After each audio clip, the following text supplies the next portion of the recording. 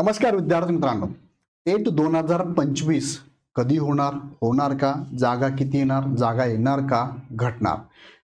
शिक्षक भरती दुसरा टप्पा, भरती प्रक्रिया कधी चालू होणार आहे? संच मान्यतेबद्दल काय अपडेट आहे? संच मान्यतेचा आणि दुसऱ्या टप्प्याचा, संच मान्यतेचा आणि टेट 2025 नंतरच्या शिक्षक भरतीचा काय संबंध असणार आहे, तो पण थोडक्यात या व्हिडिओच्या माध्यमातून समजून घेऊया. हा व्हिडिओ शेवटपर्यंत बघा. आणि ऑलरेडी संच मान्यतेबद्दल 2 व्हिडिओ मी तुम्हाला घेतलेले आहे, त्यामध्ये डिटेलमध्ये मी सांगितलेलं आहे. एकदा ते पण व्हिडिओ बघून घ्या. खाली डिस्क्रिप्शनमध्ये लिंक दिलेली आहे, चेक करा आणि संच मान्यते संदर्भात तुमचं ओपिनियन कमेंटमध्ये नक्की कळवा. चला जाऊया आपण मुख्य मुद्द्याकडे. ह्या तिन्ही मुद्द्यांवरती मला आज थोडंसं गाईड करतोय. बघा, तिसरी टेट 2025 कधी होणार, हा पण बऱ्याच जणी हा प्रश्न विचारलाय. आता टेट तिसऱ्याबद्दलचं आरटीआयच्या माध्यमातून जी माहिती आपल्या समोर येते बघा, आरटीआयच्या माध्यमातून काय समोर येते तर बघा, महाराष्ट्र राज्य परिषद पुणे मार्फत दिनांक 10 नोव्हेंबर 2024 रोजी आयोजित केलेल्या महाराष्ट्र शिक्षक पात्रता परीक्षा 2024चे निकालाचे कामकाज चालू असल्याने शिक्षक अभियोग्यता बुद्धिमत्ता चाचणी म्हणजेच टेटचे आयोजन डिसेंबर 24 मध्ये करता आले नाही. म्हणजे त्यांनी कोर्टामध्ये तसं सांगितलं होतं की आम्ही वर्षातून 2दा टीईटी आणि एकदा टेट घेऊ. आता टेट अपेक्षित होती डिसेंबरला घेणं, पण टेट डिसेंबरला घेता आली नाही. त्याचं रिझन त्यांनी सांगितलं की पाठीमागच्या टेट आणि त्या शिक्षक भरतीच्या कामकाजामध्ये आम्ही अडकलेलो होतो, त्यामुळे ते घडलं नाही. सो आता टेट 2025ची कधी होणार त्याला त्यांनी ही प्रस्तावना दिली म्हणूया आपण. आणि पुढे त्यांनी सांगितले बघा, टेट 2025चे आयोजन येत्या मार्च एप्रिल 2025 मध्ये. म्हणजे टेट तिसरी टेट कधी होणार याचं उत्तर त्यांनी दिलंय मार्च आणि एप्रिल, मार्च एप्रिल 2025 मध्ये. आता मार्च म्हणजे पुढचाच महिना आहे, त्याच्या पुढचा एप्रिल आहे. आता ह्या 2 महिन्यामध्ये टेट घेणं अपेक्षित आहे असं आरटीआयच्या माध्यमातून त्यांनी सांगितलेलं आहे. झाला तर अजून 2 महिने, अजून मॅक्सिमम उशीर होऊ शकतो 2 महिने. तसं त्यांनी इथं रिझन दिलंय. तसं हा दुसऱ्या टप्प्याचं रिझन पण असू शकतं, कारण दुसऱ्या टप्प्याची प्रोसेस चालू आहे. 28 फेब्रुवारीपर्यंत सगळ्या आस्थापनांना त्यांचे अपडेट करायला चान्स दिलेला आहे, त्यांनी वाढीव करून दिलेला आहे. सो याच्यानंतर मात्र इतर शाळांना, आस्थापनांना आता वेळ मिळणार नाही आहे. सो आपण सगळ्यांनी पण जेवढ्या शाळा तुमच्या आजूबाजूला असतील, प्रयत्न करायचा की त्यांनी आपलं व्हॅकन्सी नोंदवल्या पाहिजे तिथे. आता 28 तारखेनंतर दुसरा टप्पा चालू होण्याची शक्यता आहे मार्चमध्ये. मार्चमध्ये जर दुसऱ्या टप्प्याची प्रोसेस चालली तर मार्च आणि एप्रिल कदाचित 2 महिने ह्या दुसऱ्या टप्प्यामध्ये जाणार आहे. आणि साहजिक आहे, ज्यांनी जसं उत्तर दिलं की मागच्या डिसेंबरमध्ये का झालं नाही, तर त्याला कारण होतं पाठीमागची टेटची एक्झाम, त्याचा रिझल्ट, त्याची शिक्षक भरतीची प्रोसेस. सो दुसऱ्या टप्प्याच्या ह्या प्रोसेससाठी कदाचित मार्च एप्रिल जाऊ शकतो, किंवा मार्च एप्रिल पर्यंत जाहिरात येणार तुम्हाला. आणि एक्झाम जी होणार म्हणजे मार्च एप्रिलमध्ये जाहिरात देणंच अपेक्षित आपल्याला आहे. एक्झाम लगेच होणार शक्य नाहीये. सो ह्या 2 महिन्यामध्ये जाहिरात देणं आणि त्याच्यानंतर पुढे म्हणजे टेटची जाहिरात देणं आणि टेटची एक्झाम घेणं, साधारणतः जुलैपर्यंत टेटची एक्झाम होणं अपेक्षित आहे.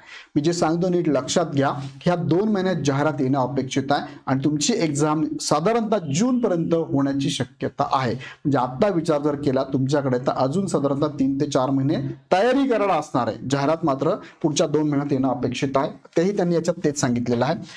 करण्याबाबत प्रस्तावित आहे. तसेच महाराष्ट्र राज्य परिषदेमार्फत फक्त परिषदेचे आयोजन करून गुणयाद्या तयार केल्या जातात. प्रत्यक्ष भरतीबाबतची कार्यवाही या कार्यालयामार्फत केली जात नाही. म्हणजे पुणे परिषद काय करतं ते पण त्यांनी सांगितलंय. त्यांनी सांगितलंय फक्त म्हणजे IBPS एक्झाम घेते तुमची, जेवढ्या जागा आहेत तेवढ्या जागा IBPSला दिल्या जातात. त्या जागेच्या अगेन्स्ट ऍड काढणं, क्वेश्चन पेपर सेट करणं, रिझल्ट तयार करणं, तो रिझल्ट परत काय पुणे परिषदेकडे देणं. मग पुणे परिषदेचं काम काय आहे, गुणयाद्या तयार केल्या जातात. प्रत्यक्ष भरतीबाबत मात्र कार्यवाही कार्यालयामार्फत केली जाते. ओके, वरील प्रमाणे येऊन आपला संदर्भी. ओके ठीक आहे. आता ह्या आरटीआयच्या माध्यमातून ही माहिती समोर येते.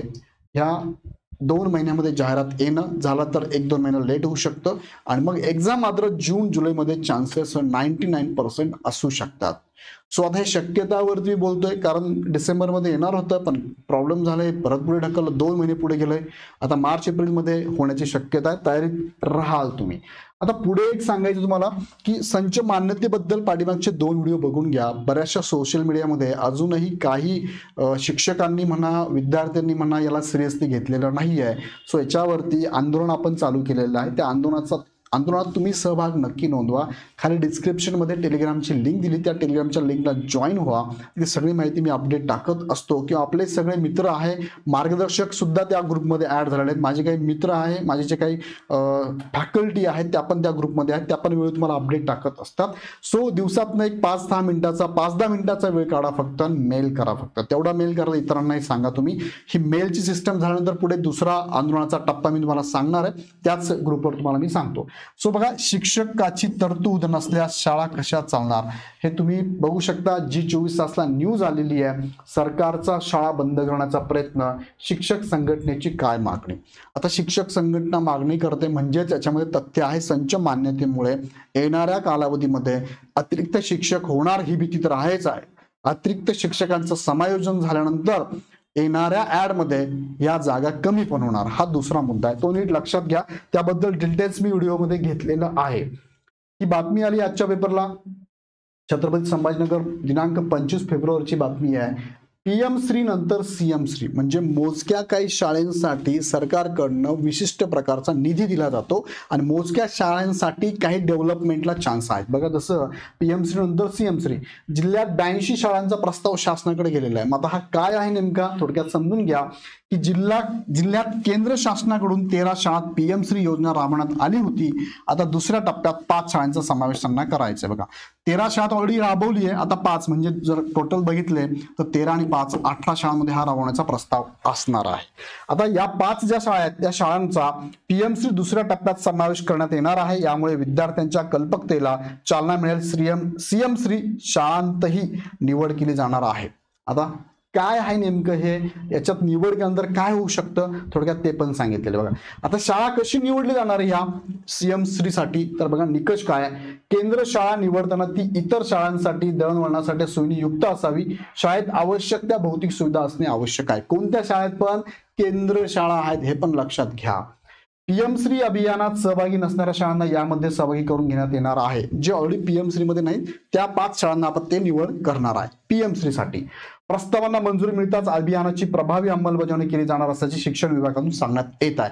मग काय अंमलबजावणी होणार आहे, काय होणार आहे. PM श्री आणि CM श्री योजनेत निवड झालेल्या शाळांमध्ये ग्रंथालय, बघा त्या शाळेला काय असणार, ग्रंथालय, क्रीडांगण, लॅब आदींची सुविधा मिळणार आहे. त्यामुळे भौतिक सुविधांबरोबरच गुणवत्तेचा व्यास या उपक्रमामध्ये धरला जात आहे. आनंददायी शिक्षण देण्याचा हा उपक्रम असणार आहे PM श्री. त्याच धर्तीवरती CM श्री पण चालू करायचं आहे. म्हणजे महाराष्ट्रातल्या अजून काही शाळांना जसं PM श्री मार्फत ज्या सुखसुविधा दिल्या जातात म्हणजे कल्पकतेला वाव मिळावा यासाठी, त्याच धर्तीवरती CM श्री पण चालू करायचं म्हणताय. शाळा बोलक्या होणार म्हणजे काय, आधुनिक तंत्रज्ञान विकसित करण्यासोबत भौतिक पायाभूत सुविधा मजबूत केल्या जाणार आहेत. संरक्षक भिंत, वर्गखोल्या बांधकाम, स्वच्छतागृह, मैदान, प्रयोगशाळा यांचं बांधकाम होणार आहे. दुसरा मुद्दा, समग्र अभियानाअंतर्गत बालवाटिका, स्मार्ट क्लासरूम, प्रशिक्षित शिक्षकांची व्यवस्था, व्यावसायिक शिक्षण विद्यार्थ्यांना देण्यात येणार आहे. आनंददायी शिक्षणासाठी PM श्रीच्या धर्तीवर CM श्री हा उपक्रम राज्याच्या शिक्षण विभागाने घेतला आहे. त्यानुसार जिल्ह्यामध्ये अभियान राबवण्यात येत आहे. शाळांचा यामुळे विकास होणार आहे. गुणवत्तेबरोबर भौतिक सुविधांची वाढ होणार आहे. यामुळे आनंददायी शिक्षणाची मदत होणार आहे. एका बाजूला तुम्ही PM श्री CM श्री राबवायचा विचार करताय आणि दुसऱ्या बाजूला शाळा बंद करण्याचे प्रोसेस चालू आहे.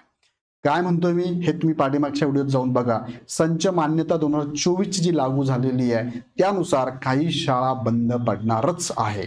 काही शिक्षक अतिरिक्त होणारच आहे.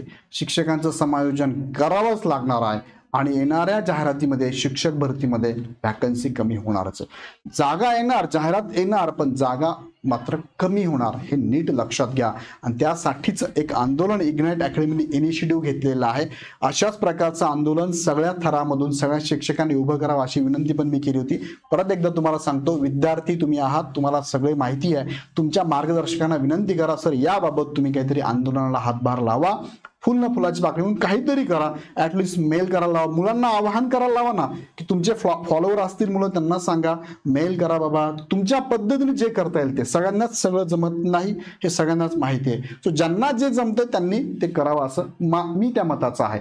सो याबद्दल तुम्हाला अजून काही मदत लागली तर इग्नाइट अकॅडमीचा हा नंबर आहे 88-88-25-61-17 ह्या नंबरला आपण कॉल करू शकता, किंवा इग्नाइट अकॅडमीकडनं फ्रेश 5.0 ची बॅच लॉन्च झालेली आहे, ज्या बॅचमध्ये तुम्हाला 50% ऑफ, म्हणजे ही उद्यापर्यंत महाशिवरात्रीच्या एंडपर्यंत असणार आहे.